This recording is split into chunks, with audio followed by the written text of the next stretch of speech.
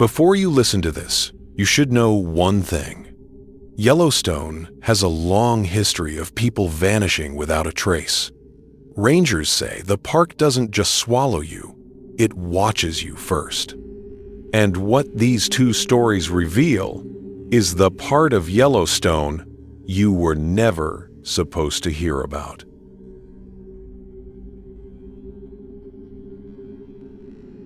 I grew up in West Yellowstone, Montana, a place where the wind always seemed to carry stories.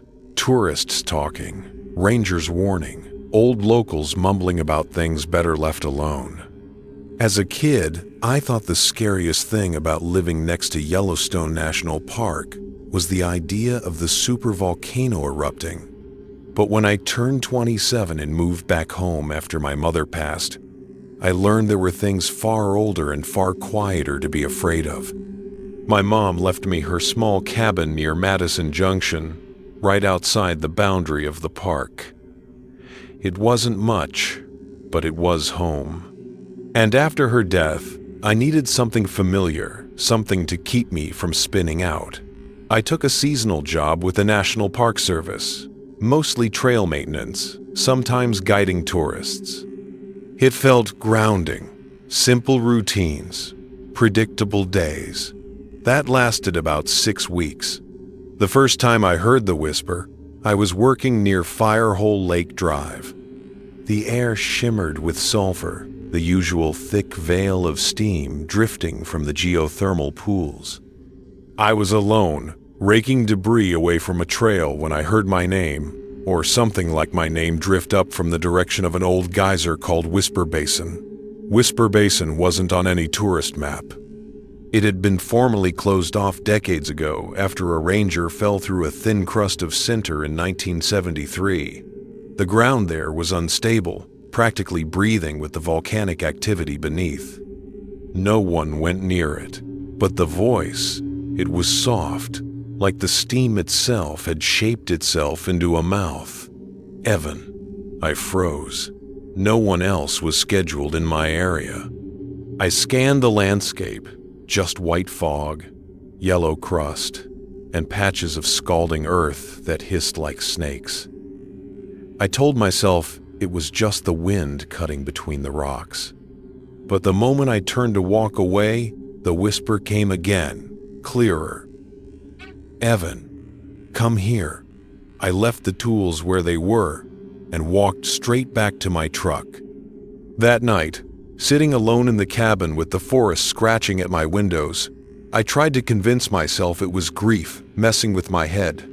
After all, my mom had been gone only 3 months. I'd been sleeping horribly. People hear things when they're overtired, but I couldn't explain the way the whisper seemed to vibrate inside my chest, like it wasn't really a sound at all. 2 days later, it happened again. I was assigned farther north, near Lower Geyser Basin. The ranger station kept records going back decades, including about the 1959 Hebgen Lake earthquake, the one that killed 28 people and triggered massive ground shifts throughout the Yellowstone region. The quake had opened vents, superheated pools, and even birthed new geothermal features overnight. Local legend said some geysers awakened during that earthquake, and some went dormant for a reason. That morning, as I was walking toward the monitoring shack, a plume of steam rose from a depression in the earth that hadn't released anything the day before. At first, I thought it might be a new thermal spot emerging. It happens more often than people think. The ground in Yellowstone is basically alive. I took a few steps closer, recording notes like I'd been trained. That's when the whisper drifted through the mist. You came back. My stomach flipped so hard, I nearly dropped my radio. The steam curled like fingers in the air.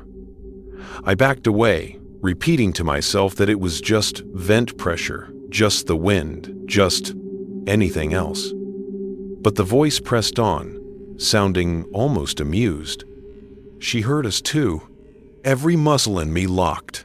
She, my mother? I stood there shaking. my breath fogging in the cold morning air. I couldn't move, couldn't think. The voice grew faint, almost playful. Ask her. That night, I tore through my mother's belongings. Old journals, park notes from when she worked as a backcountry guide, even letters she'd written to herself. At first, I found nothing but the scribblings of a woman who loved the wild more than anything. But then, I found a small leather notebook wedged behind a drawer. Its pages smelled of sulfur. Inside, in shaky handwriting, she wrote about voices beneath the crust, warnings in the steam, and a geyser that breathes secrets. She mentioned Whisper Basin by name. One entry stopped me cold. The 13th of August 2008, Whisper Basin called to me today. Same as in 2094, same as the stories told after the 1959 quake. Something beneath the geyser wants out. Or wants someone. I hope it never calls Evan. My hand shook so badly I had to put the notebook down. My mom had heard what I heard, and she'd tried to protect me from it. Over the next week, the whispering escalated. Sometimes I heard it from the woods behind my cabin. Once, while guiding tourists near Fountain Paint Pot, I heard it beneath the bubbling mud. It started saying other things too. It's opening. You feel it. Come see. I couldn't tell anyone. Not without sounding insane. But the worst moment came 3 nights later. I woke to the smell of sulfur burning in my bedroom. Steam pooled at the foot of my bed, chilling the air even as it smelled like boiling minerals. And from within the fog, Evan, it's time. I stumbled out of the bed, heart slamming like it was trying to escape my chest. The steam dissolved as soon as I flicked on the light. I drove to the ranger station in the middle of the night, telling myself I'd quit, pack up, leave town by morning. But when I checked the hazard reports out of reflex, a new entry appeared on my screen. Unstable thermal activity reported at Whisper Basin. Unofficial, logged by an unknown credential. The system timestamp showed it had been submitted at the exact moment I woke up. I don't know what pushed me to go out there. Maybe it was desperation. Maybe the part of me that needed answers stronger than I needed safety. Or maybe Whisper Basin already had its hooks in me. I reached the boundary line just before dawn, the entire landscape bathed in a cold, ghostly blue. The air buzzed like static. The steam rose from the ground in thin spirals, drifting toward me as if pulled by invisible threads. When I finally reached the collapsed boardwalk leading into Whisper Basin, the whisper became a chorus, hundreds of faint voices, all overlapping. Some sounded like my mother, some like children, some like nothing human. You came. Look. Below. Open. My legs carried me forward even as every rational thought screamed to run. The ground around the dormant geyser was cracked, veins of heat radiating outward. The basin itself looked like a yawning mouth etched into the earth. Steam curled upward in slow, deliberate tendrils, almost forming shapes, faces, maybe, or memories, or warnings. Then, from deep within the hole, something moved. The movement was subtle at first, just a shift in the darkness below, like water rolling over stone. But then the steam thickened and rose in a spiraling column, and for a split second, I saw something inside it. Not a creature, not a person, but something with contours. A silhouette with too many edges, too many joints. The whispering grew louder, folding over itself in layers. My ears rang. My skin prickled like electricity was crawling under it. Evan. One voice said my mother's voice, unmistakably. You have to see. I stumbled backward, my boots crunching through thin crust, that steamed under my weight. "Mom?" My voice cracked in the cold air.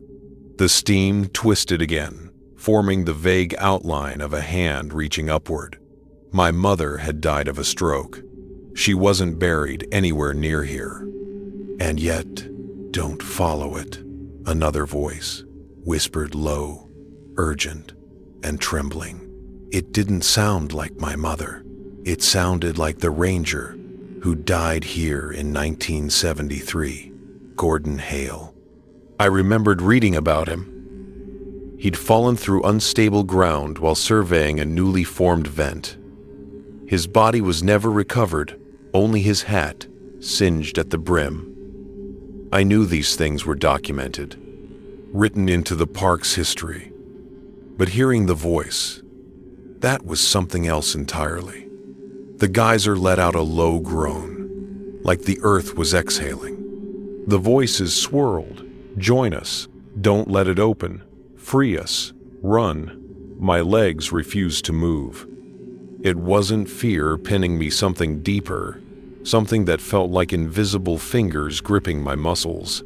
The steam coiled around my ankles, warm and alive. And then I saw it, carved into the rock around the mouth of the basin. Half hidden under decades of mineral buildup were markings, scratches, really, but deliberate, repeated, scores of them, names. Some I recognized from park records: Clara Jensen, lost in 1959, Quake; David Purcell, vanished in 82; Gordon Hale, my mother's name, and below hers, mine, carved deep. Recently, the ground beneath me cracked sharply.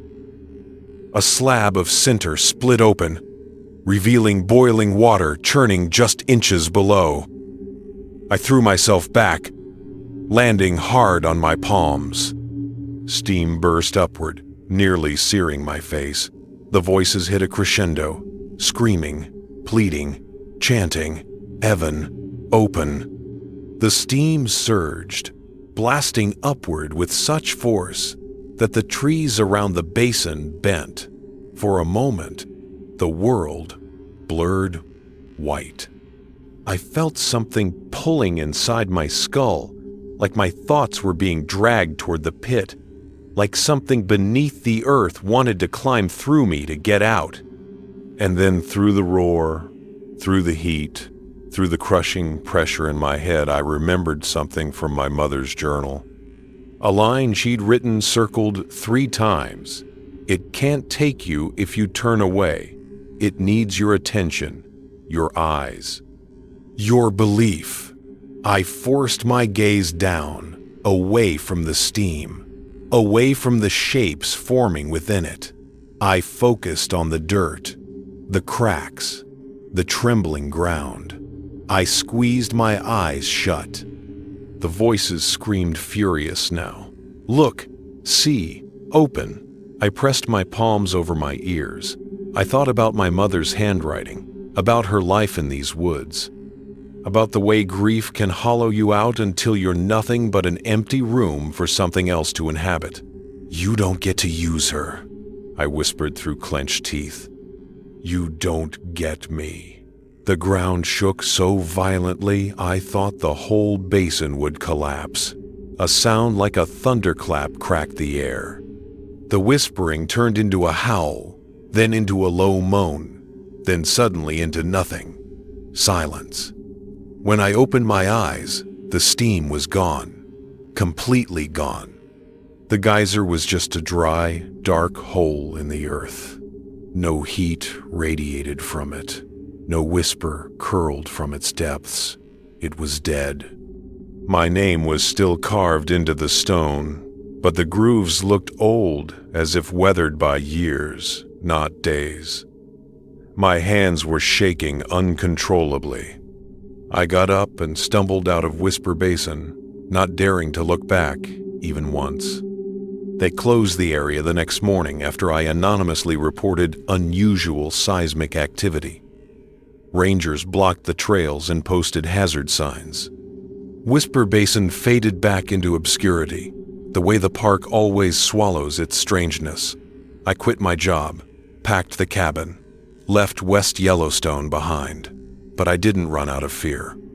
I left because Yellowstone isn't just a park, it's a living thing, older than anything we understand, and full of reminders that the land has a memory. It remembers every person who disappears into it, every whisper, every secret. I think whatever was in that geyser wanted to be heard, wanted to be believed in, but I denied it that. I turned away. I starved it. And yet, some nights, when the house is quiet and the world is still, I swear I can hear a faint hiss sneaking through the vents. Not a voice exactly, but close. Like steam drifting along the edge of a word, a warning, or a promise. Evan, the geyser might be gone, but the whisper found its way out.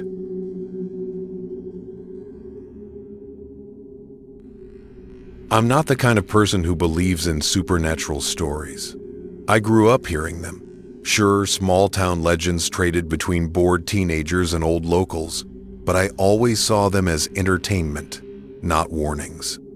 That was before I moved to Mammoth Hot Springs, Montana, and learned about the trail that eats people. I didn't move there for adventure or to find myself. I moved because my little brother, Nathan, vanished on a hiking trip near Yellowstone's northern boundary 16 months earlier. The Park Service called it a tragic accident, disorientation leading to exposure, according to the official report. But they never found his backpack, or his boots, or even footprints. Nothing but his phone, discovered face down in the dirt on a narrow section of trail people in town whispered about, but never named. They just called it the Bend, the place where things went wrong. After the search was called off, Mom begged me to let it go. Dad refused to talk about it altogether, but I couldn't let it rest. That phone, they said its last photo was corrupted. That kind of detail sticks to you like a hook. I took a leave from my engineering job in Portland and moved into a cheap rental cabin on the edge of town. Nathan would have told me I was being reckless, but he also would have been the first to join me. He always loved Yellowstone, the way its trails changed after storms, the way steam rose like ghosts from the earth at dawn, the feeling that the land itself was alive. He was right. The land is alive. A few days after arriving, I talked to a retired ranger named Ellen Kearns at the Tumbleweed Cafe. When I mentioned the corrupted photo, her expression tightened. She glanced around and leaned in. "That trail's older than the official maps," she whispered. "People used it long before this place was a park. The Bannock tribe warned about the land shifting there. Said it didn't stay still the way land is supposed to." She told me about the 1,877 flight of the Nez Perce through Yellowstone, a documented trek that ended with several tourists injured and one missing. According to handwritten accounts, a man named George Cowan claimed the ground reshaped itself like a ribbon in boiling water near the Gardner River. Historians chalk it up to trauma and geothermal activity. But Ellen said locals had always known something was off about that area. "Trails don't change on their own," she said. "Not unless something moves them." Her words stayed with me. By the following week, I'd gone through every report I could get my hands on, missing hikers going back decades.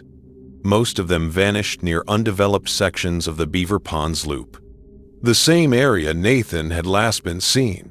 That's when I knew I had to walk the trail myself. The morning I set out, the sky was the pale color of bone. A thin frost coated the pines behind my cabin, sparkling like tiny broken mirrors. I packed lightly just enough water, 2 granola bars, Nathan's old compass, and his phone, which I'd kept since the investigation closed. The corrupted photo stared at me every time I opened the gallery, a warped smear of gray and black streaks, as if the camera had captured motion that shouldn't have been possible. The trail started innocently enough, winding through clusters of lodgepole pines that swayed in the cool October wind. Birds called overhead sharp, familiar sounds grounding me in the moment. Nothing felt wrong. Not at first. But about 2 miles in, the forest shifted. The wind died. The birds went silent. Even the crunch of my boots on the dirt seemed muted, as though the air itself had thickened. It reminded me of the feeling when you step into a long abandoned house, dust heavy in the air, the world listening. That's when I noticed the tracks. Not animal tracks, human ones. A single set, light, small, almost like a teenage boy's stride. My heart stopped. Nathan wore a size 9. The prints moved ahead of me along the trail, then drifted gradually to the left off the official path toward a narrow corridor of trees. I followed, pulse hammering, the forest closing in with each step. The air began to smell metallic, like cold iron mixed with sulfur. My breath fogged in front of me even though the morning wasn't that cold. The tracks led straight to a bend in the trail, a curve so sharp it looked like a crease in folded paper. I didn't recognize it from any map, not from any of the search grid photos either. The forest here felt wrong. The trees leaned inward at strange angles, their trunks twisted like they'd grown while being pulled toward something. And the trail, it didn't make sense. The soil was undisturbed, smooth, untouched. No footprints, no animal prints, not even the marks of wind or rain. It looked newly formed, like it hadn't existed yesterday. I crouched and touched the dirt. It was warm, too warm. The same uncomfortable warmth of a sidewalk on a summer day, except this was late October. As I straightened, my ears began to ring. A low, vibrating tone, like a tuning fork held against bone. The kind of sound you don't hear with your ears so much as inside your head. My stomach twisted. I knew instantly, without understanding why, that I had stepped somewhere I shouldn't be. Somewhere Nathan had stepped before me. I backed away, but the trail behind me seemed different, subtly altered, as though a tree had shifted a few inches, or the ridge to my right had gotten steeper. I blinked, trying to reorient myself, but the ringing grew louder. That's when I saw someone standing at the far end of the bend. A silhouette. Small. Still. My heart leaped into my throat. Nathan? The figure didn't move. I stepped closer, fighting the rising panic clawing up my ribs. The air around the bend rippled like heat over asphalt. The shadow blurred, then sharpened, then blurred again. With every shift, the figure's proportions changed slightly. The shoulders too narrow, the legs briefly too long, the head tilting at an unnatural slant. I froze as realization hit me like a punch to the chest. It wasn't Nathan. It wasn't anyone. The ringing stopped. Silence crashed down like a wave, and the figure lifted its head. I didn't breathe. I couldn't. Its face, if you could call it that, was a smear of shifting lines, like a charcoal drawing smudged by a trembling hand. Not featureless, but unfocused. As though the trail itself was trying to remember what people were supposed to look like. The whisper of movement behind me broke my paralysis. Leaves rustled. Footsteps, light ones, darted just out of sight. Something brushed against the back of my jacket. I spun around, but nothing was there. The air had grown even colder. Frost crept across the ground in thin white veins, spreading outward from the bend like cracks in ice.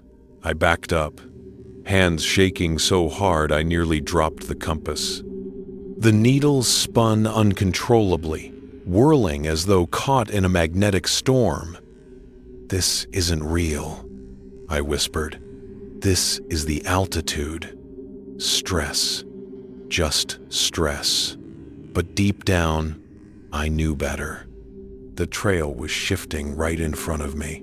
The bend elongated, stretching like taffy being pulled. Trees moved a fraction at a time, their roots groaning softly. The ground beneath my boots trembled. Then, the figure took a single step toward me. The forest exhaled long, low, like a sigh, and the trail rearranged itself completely. I turned to run, but the path I had come down was gone, vanished, replaced by a corridor of trees I didn't recognize, a direction that hadn't existed 5 minutes earlier. I felt something cold wrap around my ankle like fingers made of ice. When I looked down, the frost patterns had grown into thin, branching shapes that resembled hands, reaching, pulling, whispering. I don't know how long the forest shifted around me. Long enough that the sun changed angles. Long enough that my legs burned from climbing slopes that shouldn't have been there. Long enough that I began to hear footsteps tracking me from just beyond the trees. Soft, rapid, sometimes circling, sometimes pacing me, but never showing themselves.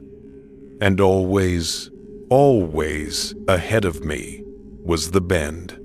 No matter which direction I ran, the trail was rearranging itself to funnel me back toward it, like a maze with only one exit. I eventually collapsed near a deadfall of tangled branches, chest heaving, sweat freezing on my skin. My compass needle spun wildly. Nathan's phone buzzed in my pocket. The screen black for months flickered to life, and the corrupted photo opened on its own. But it wasn't corrupted anymore. It was a picture of the bend, clear, perfect. Only one thing stood out, a blurry shape standing at the edge of the frame, a shape with my height, my build, my jacket, except the photo was taken over a year ago. My hands began to shake uncontrollably. I felt a presence behind me, the same wrong, distorted feeling as before, as though someone leaned over my shoulder but didn't understand how close was too close. The forest around me fell silent again.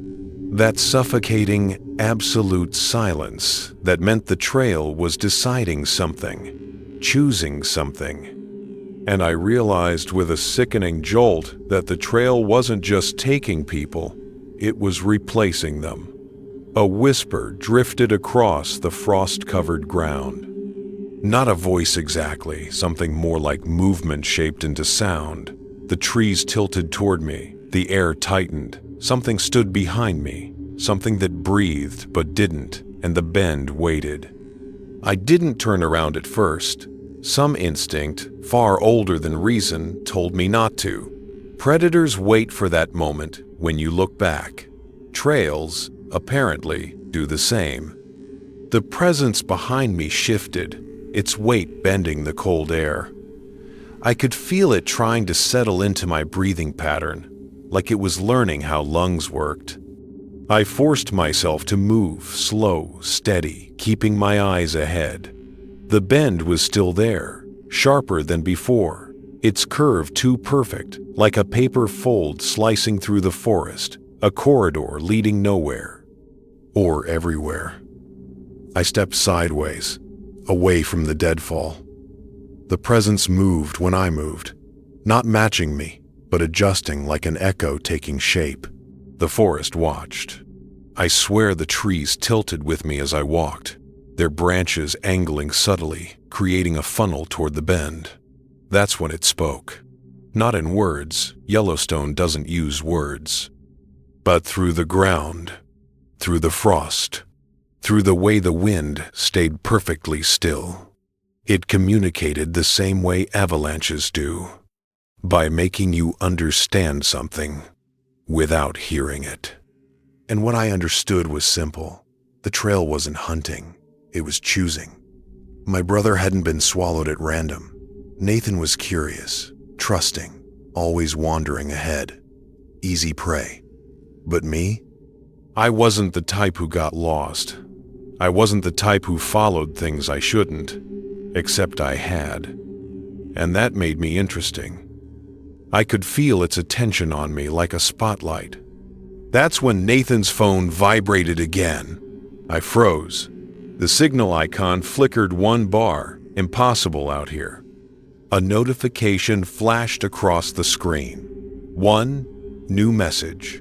From Nathan, my heart nearly gave out. I opened it with trembling hands.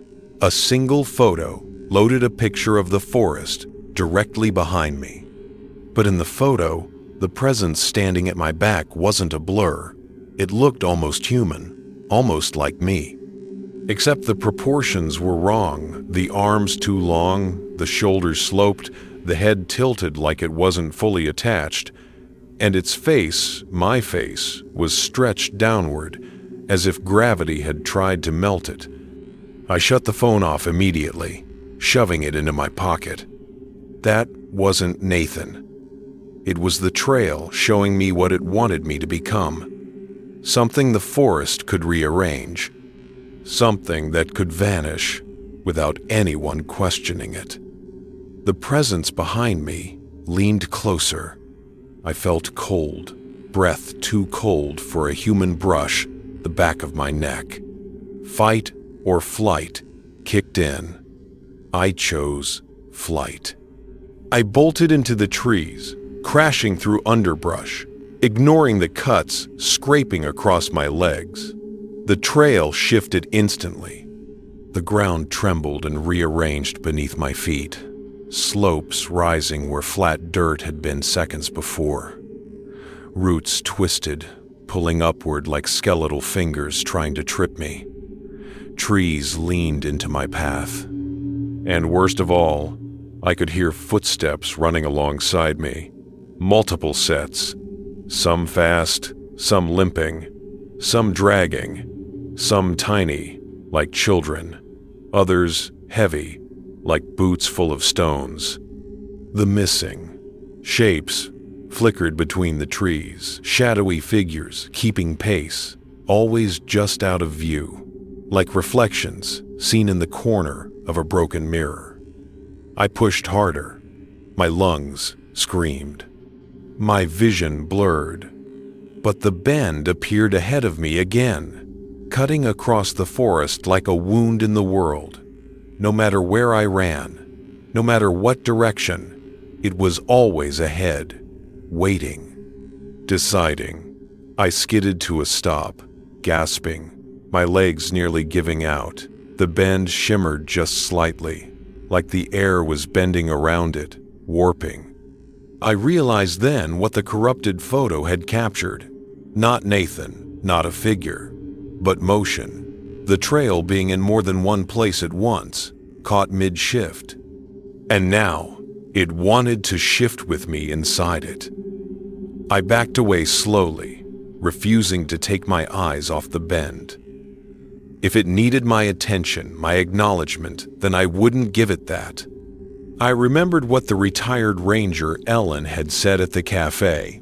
People disappear when they trust the land too much. Trails don't change on their own, not unless something moves them. Something moved them. Something conscious. Something hungry. I closed my eyes. I knew it was stupid, dangerous, maybe suicidal. But in every search and rescue case I'd read, people got found when they stopped running blindly, when they got still, when they made themselves part of the landscape instead of fighting it. So I stood still, eyes closed, breathing steady, even when I felt footsteps circle me, even when a hand, small, cold, childlike, tugged at the hem of my jacket, even when something taller placed its chin on my shoulder, mimicking a gesture Nathan used to do as a joke. The forest grew silent, breathless, expectant. I didn't move, didn't speak. didn't acknowledge. And slowly, very slowly, the footsteps faded. The cold seeped away. The air warmed a little. The ground stopped trembling. When I opened my eyes, the bend was gone. Completely gone. The forest around me looked normal, unsettled only in the way Yellowstone usually is, alive and wary. A clear path stretched ahead, a real path, weathered, uneven, imperfect, human. I didn't trust it, but I walked it anyway. My knees shook the whole time. It took maybe 20 minutes before I found a ranger patrol. They said I'd somehow ended up 4 miles off the main loop, in a place with no marked trails. They asked if I'd hit my head, if I was dehydrated, if I'd been hallucinating. I told them I'd gotten lost and taken a wrong turn. They nodded, relieved. People don't want the strange truth, even when it stares them in the face. I left Mammoth Hot Springs 2 days later, packed everything, drove until the parks and forests were nothing but distant green smudges in my rearview mirror. I told myself I was done, that I'd never set foot in Yellowstone again. But I kept Nathan's compass and his phone. The corrupted photo is corrupted again, just smeared gray and black streaks. Like the trail erased itself from the memory. But last week, something changed. The compass dead since the incident started spinning on my nightstand. Slow at first, then faster. My phone buzzed in the middle of the night. A notification, one new photo saved to gallery. I hadn't touched the camera. The photo was pitch black, but when I brightened it, I saw the faint outline of something curved. A bend, trees leaning inward, frost spreading across the ground, waiting. And in the very center of the photo, barely visible, a figure stood facing away from the camera. Not Nathan, not me. Something taller, thinner, learning, practicing the shape of a person again. I don't know if the trail followed me, if it can reach beyond Yellowstone, but I've started waking up at night with the smell of cold iron in the air. And sometimes when the house settles and the world feels too quiet, I hear footsteps in the hallway, light ones, like a boy walking ahead of me, trusting me to follow. The trail didn't take me that day. It let me leave. But trails don't like unfinished travelers, and I think it wants me back.